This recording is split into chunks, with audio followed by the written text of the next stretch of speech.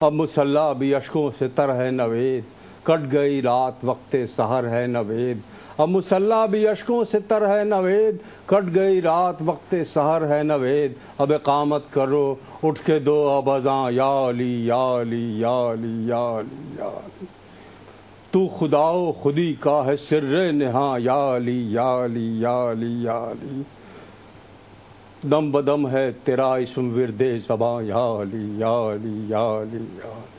کیا بات ہے، بہت خوب بہت خوب۔ اچھا، ناد علی جو ہے وہ بڑی مقبول اور مجرب دعا ہے، اور مشکلوں میں اور تزکیہ نفس کے لیے ہم اسے پڑھا کرتے ہیں، ورد زباں جانتے ہیں اس دعا کو۔ تو یہ بتائیے گا کہ جب یہ نازل ہوئی اور اس کا کچھ پس منظر بتائیے گا ہمارے ناظرین کو۔ جنگ خیبر لوگ جانتے ہیں اس کے بارے میں کہ اہل یہود نے کس طرح سے ریشہ دوانیاں تھیں ان کی، رسالت مآب کے لشکر نے ان کا محاصرہ کیا، وہ سب جا کے فصیل بند ہو گئے یہودی سارے۔ جی، تو خیبر فتح نہیں ہو رہا تھا، 40 دن گزر گئے تھے، لشکر جاتے تھے، مسلمانوں کے رسالت مآب لشکر کو بھیجتے تھے۔ کبھی لشکر آ کے کہتا تھا سردار بھاگ گیا، کبھی سردار یہ کہتا تھا میں تو کھڑا رہا لشکر بھاگ گیا، لیکن 40 دن حملے ہوتے رہے خیبر پر، خیبر فتح نہیں ہو سکا۔ 40 دن گزر گئے، پھر رسالت مآب سے لوگوں نے کہا بھائی یہ مولا علی اس جنگ میں شریک نہیں تھے وہ، تو رسالت مآب نے کہا کہ بھائی یہ تو علی کے بغیر فتح ہونا بڑا مشکل ہے۔ اس وقت رسالت مآب کے منہ سے یہ کلمات جاری ہوئے، جو جس طرح جاری ہوئے میں ویسے ہی پیش کر رہا ہوں۔ یہ عربی میں قطع ہے، جو شاعری جانتے ہیں وہ جانتے ہیں کہ یہ عربی میں قطع ہے۔ جی، ناد علی مظہر لجائب، تجد ہو ان لک فی النوائب، کل ہم و غم سین جلی، بے علی بے علی بے علی۔ یہ 4 مصرے رسالت مآب کے منہ سے جاری ہوئے، تو مولا پھر آئے اور یہ جنگ فتح ہو۔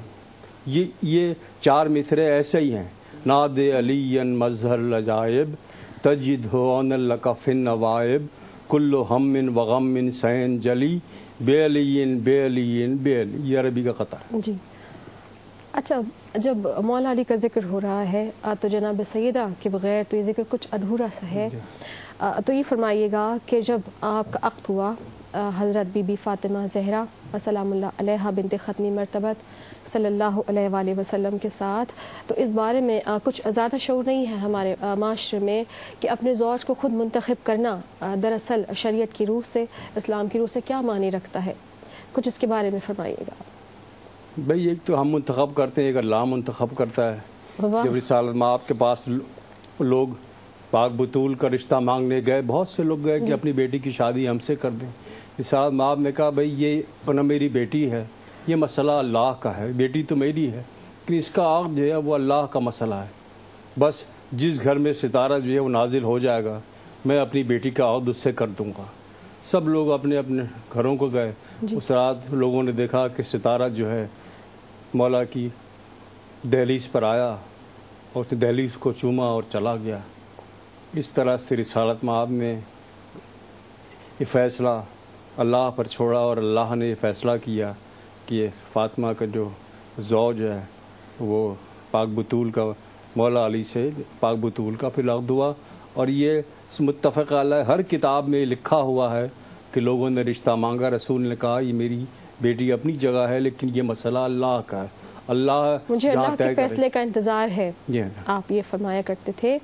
اچھا، آپ کی اولادیں جو جناب سیدہ سے آپ کی اولادیں، حضرت امام حسن پہلی اولاد، حضرت امام حسین، حضرت بی بی زینب، حضرت بی بی ام کلثوم اور حضرت محسن کے نام سے رسالت مآب نے جس صاحبزادے کو یاد کیا جو کہ 6 ماہ کی عمر میں بطن مادر میں سخت کر گئے تھے۔ اس کے علاوہ آپ کی جو اولادیں تاریخ اسلام میں جن کے کارنامے بہت نمایاں ہیں، کچھ اس کے بارے میں ارشاد فرمائیے گا۔ یہ مولا علی کی اولادیں، قاضی عباس مولا علی کی صاحبزادے ہیں، محمد حنفیہ جو ہیں مولا علی کے صاحبزادے ہیں، یہ سب مولا کی اولادیں ہیں۔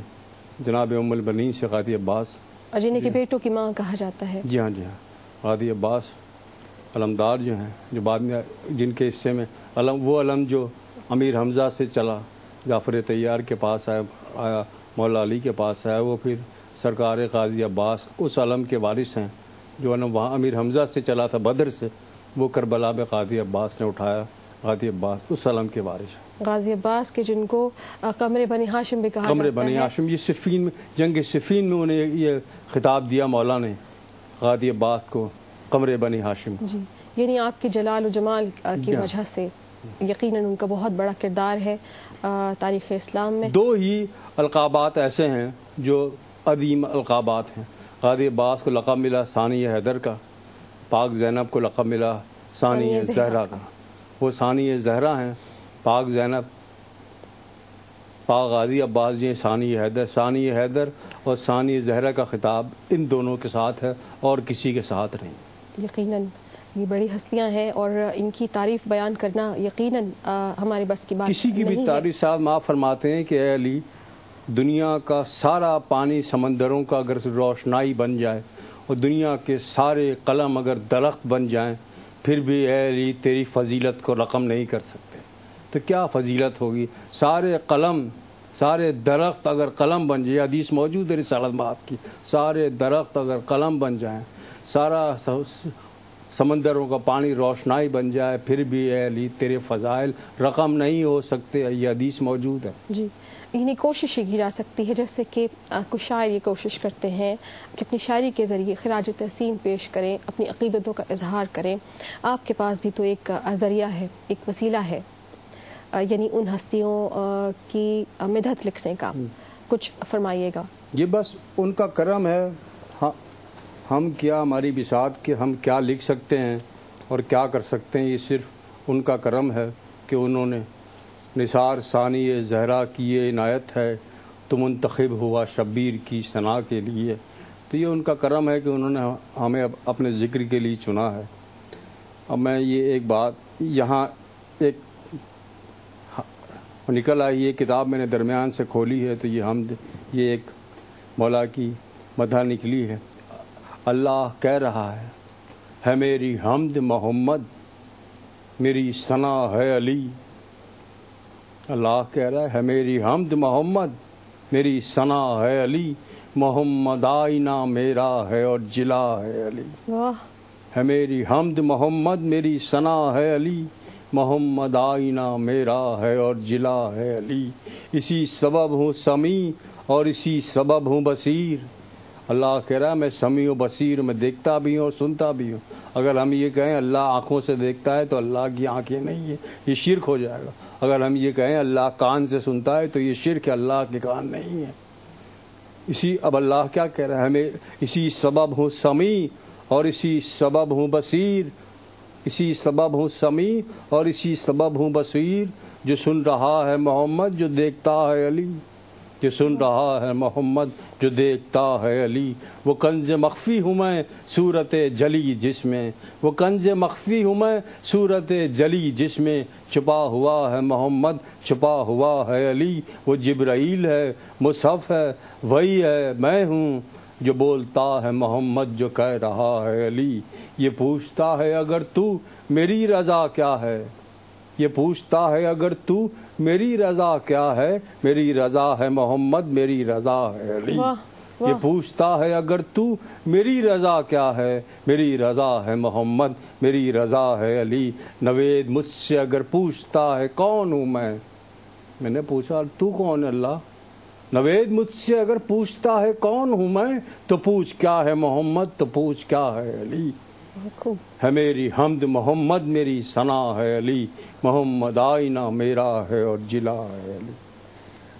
اچھا احمد نوید صاحب، مولا علی کے فضائل جیسے کہ آپ فرما رہے تھے کہ ان کو رقم کرنا اور ان کو بیان کرنا یقیناً ہمارے بس سے باہر ہے، لیکن ہم دیکھتے ہیں کہ 3 ستون ہیں، ایک آپ کی شجاعت ہے، ایک آپ کا علم ہے اور ایک آپ کا حلم ہے۔ آپ بہت حلیم ہیں، آپ بہت حلیم ہیں، اور آپ کی شخصیت جو ہے اب وہ شخصیت ہے کہ جو نماز میں بھی زکوٰۃ ادا کرتی ہے۔ تو یہ بتائیے کہ آپ ان تمام ستونوں میں سے کس عنصر کو سب سے زیادہ حاوی پاتے ہیں؟ بات یہ ہے کہ میں نے یہ فقرہ اپنی کتاب میں لکھا ہے، علم